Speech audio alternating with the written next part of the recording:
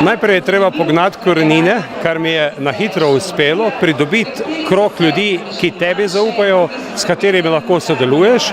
In tako sem se relativno hitro našel na svojem področju, regionalni razvoj podeželja, kmetijstvo, uspel s projektom Pametne vasi, ki postaja sedaj evropska politika v regionalnem skladu, kmetijskem skladu in drugih so sredstva za ta projekt, s tem, da ohranimo podeželje poseljeno, nova delovna mesta in da mladi ne bodo odhajali v tujino.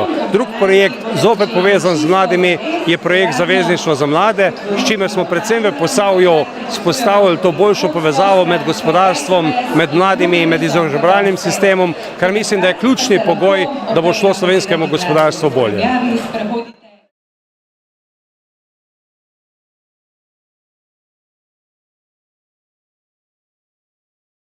Nadaljeval bi delo tukaj, kjer sem ga sedaj na nek način pripravil.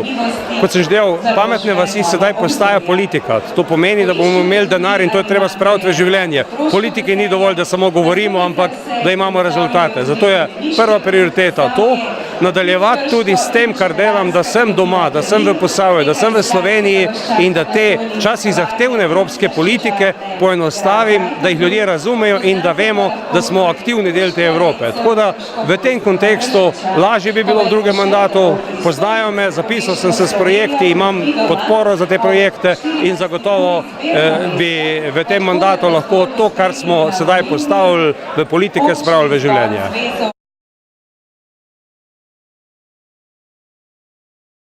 31 let je od tega, kar smo ustanovili Kmečko zvezo, sedaj imamo danes tu naš 22. tabor, nekaj jih je manjkalo vmes po letih, vendar tu se zberemo z cele Slovenije, kot vidite je v Krškem ljudi iz vseh koncev Slovenije, zagotovo je tabor podpora, opora sedanjim evropskim volitvam, predvsem pa, da se SLS zopet vrne v slovenski parlament, kajti Slovenija potrebuje stranko, ki razume konkretne probleme in jih tudi zna reševati. In ljudski stranki smo podobno kot v Krškem, še v marsikaterem okolju to že pokazali in verjamem, da bomo tudi v naslednjih parlamentarnih volitvah uspeli.